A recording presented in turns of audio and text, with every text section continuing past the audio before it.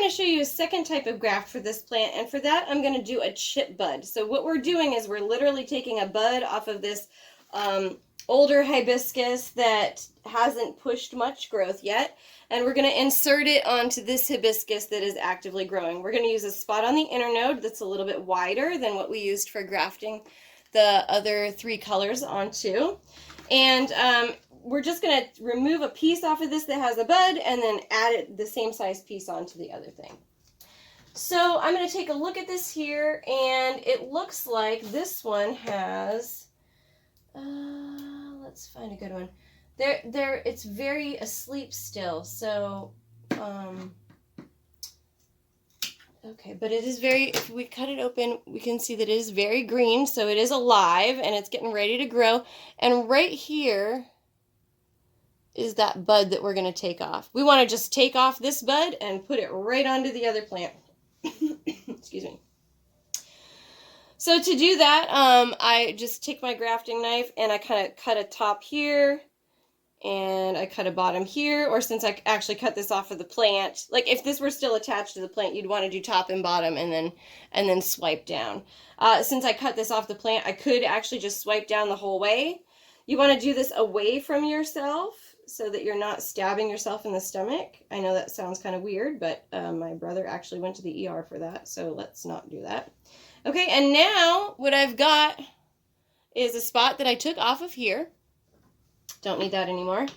And I just have this little bud in my hand. I made it a little bit long, so I've got a little bit of a handle to work with. And on the other side of that, we've got this green conducting tissue, and kind of a lot of it, so that we can just put that right on. Sometimes people will go through and take the woody center out, and you can do that if it's easy. If it's not easy, don't worry about it. Actually, this one's going to come out pretty easily. So here we go. Just pick that little wood piece right out. And so now we have just pretty much pure conducting tissue on that side. I'm going to take my rootstock. Let's get close enough that you can see it here. Take my rootstock, and I'm going to line this bud up on the base of that rootstock, and then I'm going to use that as my marker because you want it to be about the same size. So I'm going to cut there, and I'm going to cut here, and I'm going to swipe on that. You could go on the width of that too if you wanted. If I just cut down the center of this and open up 2 little flaps, that's called a T-bud. If I take off a whole chunk and put that new piece on, then it's called a chip bud. Both of them you're just using 1 bud, so it means that you don't really need a huge mother plant to get lots of little plants. Okay, here we go.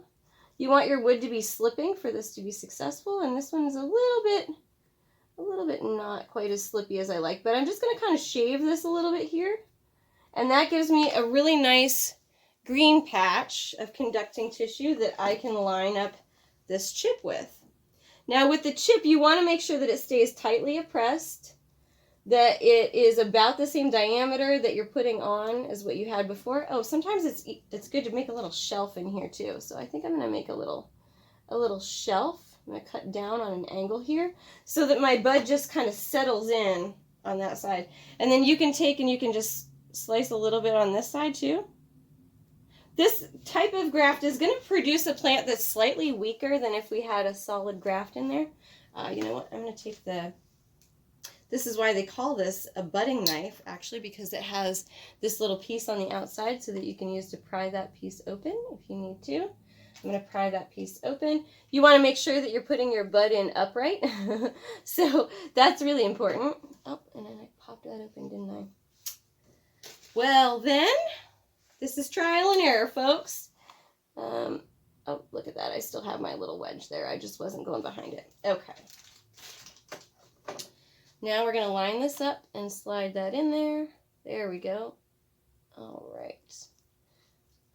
Looks like I'm just kind of mooshing it there. Yep. Okay.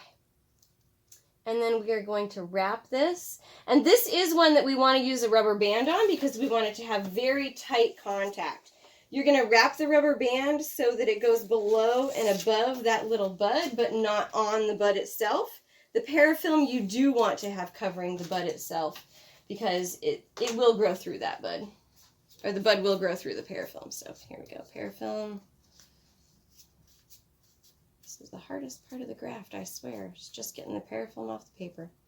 A lot of times parafilm isn't this hard to get off, but I've been working on this gigantic roll of parafilm that I bought for about 4 years now. So it's just aged. Okay, so warm that up. All right. Oh, that one broke a little bit, but that's okay. We can just keep using this part. Okay, and now making sure that that's in tight proximity for the green layer, we are going to wrap. It might slide around a little bit, so make sure that you're just kind of holding it really tightly where you want it to be. Okay, there we go. There we go. And the more wraps you do, the tighter you can have it be. Okay, very good. So now we've got that bud all nice and wrapped up there, and we're going to put a grafting rubber band on it. And wrap. See, I can see where that bud is sticking out right here. So I want to make sure that I'm going below and above that bud. Okay, so here is below, and around we go. Round and around and around we go. Okay, so that's below. Now we're going to go above. Above. There we go. Perfect.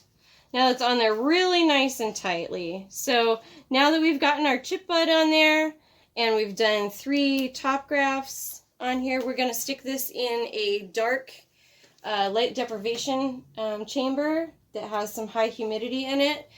If you don't have, I guess you could just, you can just use like black trash bags, or, you know, I mean, you can actually buy shade cloth that has a specific light tolerance to it if you're going to get into this commercially. Okay, very good. We'll see how it goes.